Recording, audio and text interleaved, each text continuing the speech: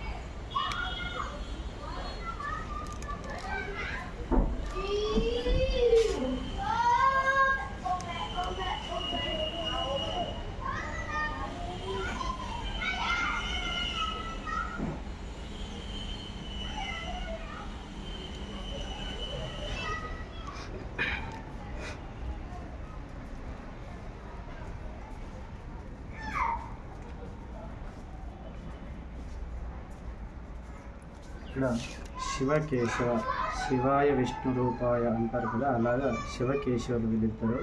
కావున అందరు కూడా శివుని సన్నిధిలో ఒక కేశవుడు కూడా ఉన్నాడు.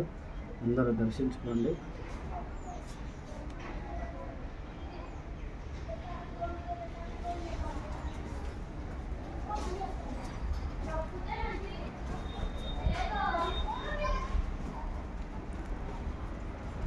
ఇది స్వామివారి వెంకటేశ్వర స్వామి నూతన నిర్మాణం చేస్తున్నాము.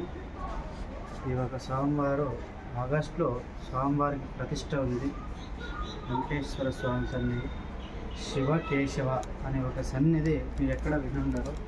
వినున్న ఈ ఒక మన శివశక్తి టెంపుల్లో ఒక స్వామివారు ఉంటారు. శివుడు అలాగే వెంకటేశ్వర స్వామి అంటే శివకేశవులు అవుతారు. ఈ యొక్క స్వామివారి ప్రతిష్ట ఆగస్టు నుంచి ప్రారంభమవుతుంది. అందరూ వచ్చి దర్శనం చేసుకోండి. ఆ పూజలో పాల్గొనండి. చాలా విశేషంగా ఉంటుంది.